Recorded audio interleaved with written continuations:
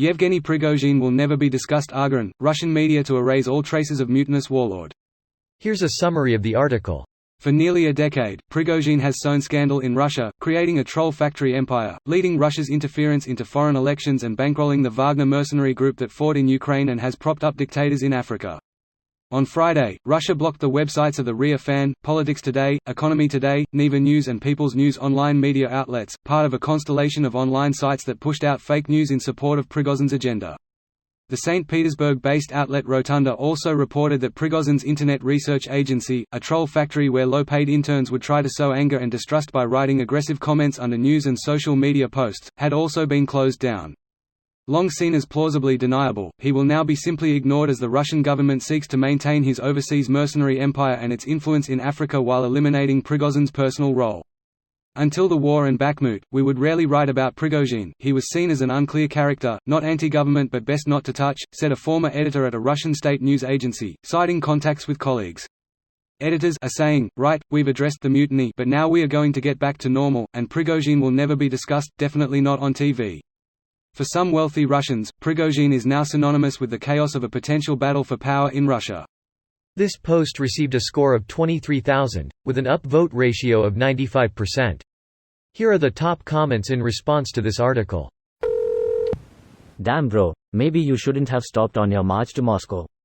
Prigozhin is really just like Julius Caesar, and by that I mean if Caesar actually said, "The die is cast, crossed the Rubicon," then got cold feet and retreated to Gaul while claiming it was all just a misunderstanding. We have Julius Caesar at home. We have Orange Julius at home.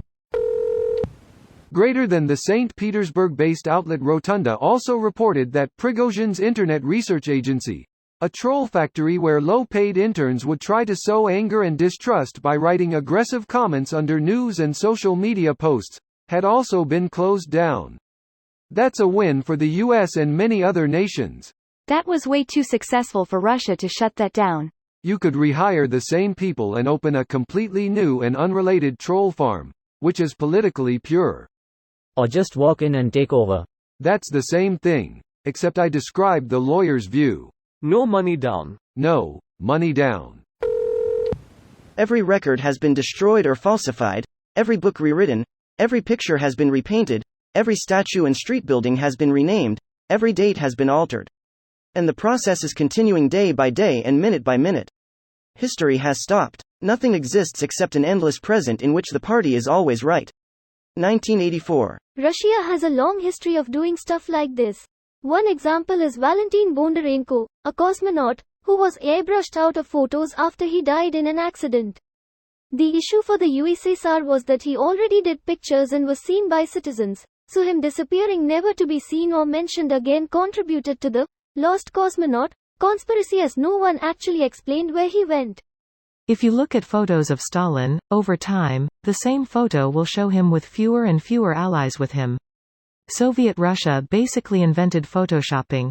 I did a paper on this in university where I compared Stalin's use of censorship with the Roman practice of damnatio memoriae, where you essentially erase someone from existence by destroying statues of a person, crossing out their names from the record, punishing people for mentioning them out loud.